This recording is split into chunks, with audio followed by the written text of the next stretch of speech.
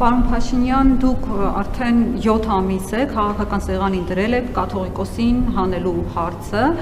արդեն 7 ամիս է այդ հարցը պահում եք օրակարգում, տպավորություն է, որ եթե կաթողիկոսին հանեցիք ու դրեցիք ձեզ ենթարկվող, ձեզ հավատարիմ ինչ-որ մեկին, ասենք Արայիկ Հարությունյանին, Արսեն Թորոսյանին, այս երկրի բոլոր հարցերը լուծվելու են ընդհանրապես։ Ես նայում եմ վարչապետի լիազորությունները, վարչապետի լիազորությունների մեջ մտնում է գործադիր իշխանության հարցերը, ներքին, արտաքին քաղաքականություն, գործադիր իշխանություն։ Ձեր լիազորությունների մեջ ոչ միտեղ չեմ գտնում, որ մտածե եկեղեցական հարցերով զբաղվելը, կաթողիկոսի զավակ ունենալու հարցով զբաղվելը։ Լավ, ենթադրենք կաթողիկոսը իսկապես զավակ ունի, ընդունենք այդ փաստը, պարոն Փաշինյան։ Այդ զավակ ունենալը ձեր ընտրողներին ինչ վնաս է տալիս։ Ասենք ինչով է այդ փաստը վնասում, եթե մի քիչ ցինիկ գտնվենք, ասենք ընդհակառակը կաթողիկոսը նպաստել է ձեր խոստումների իրականացմանը։ Դուք եք չի ասել, որ Հայաստանի բնակչությունը 5 միլիոն է դառնալու։ Հո այդ 5 միլիոնը թուրքերով չէ դառնալու, հայերով է դառնում, նպաստել է բնակչության աճին, զարգացմանը եւ այլն։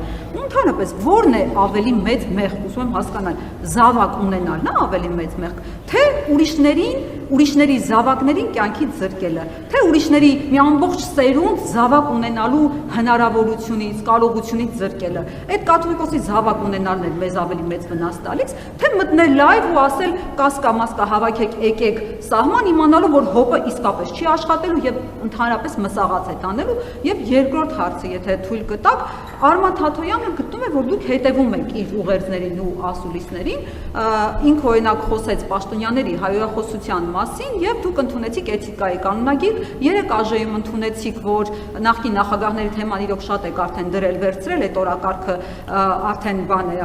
որ զզվացնում է արդեն ու ինքն էլ էր այդ մասին խոսել, հիմա ինքը գտնում է, որ դուք ուշիուշով հետևում եք իր ուղերձներին, առաջիկայում առաջարկում է միասնության թևերին շարունակել հետևել, ձեր առաջիկա անելիքները ինքը կասի, հետևելու եք եւ ազդվում եք, թե չէ, շնորհակալ։ Ես ակնկալիք չունեմ, որ հայաստանյան առաքելական եկեղեցին ունենա ինձ հավատարիմ, ինչպես դուք ասացիք, կաթողիկոս, ես ակնկալիք ունեմ, որ հայաստանյան առաքելական սուրբ եկեղեցին ունենա Աստծուն հավատարիմ կաթողիկոս, եւ դա է այն օրակարգը, որը ես հետապնդում եմ որպես, ինչպես բազմիցս ասել եմ, հայաստանյան առաքելական սուրբ եկեղեցու հավատավոր հետևորդ եւ ինչ վնաս է տալիս, օրինակ վնաս է տալիս այն, որ նման խոցելիությունները որոշ մարդկանց, օրինակ այդ թվում օտարերկրյա հատուկ ծառայությունները կարող են հավաքագրել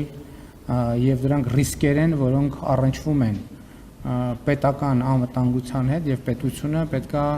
այդ ռիսկերի նկատմամբ շատ ուշադիր լինի, ինչ վերաբերում է ձեր մյուս հարցին, ես գիտեք ինչ, մեկնաբանելու շատ բան չեմ տեսնում, բոլորին հաջողություն եմ մաղթում։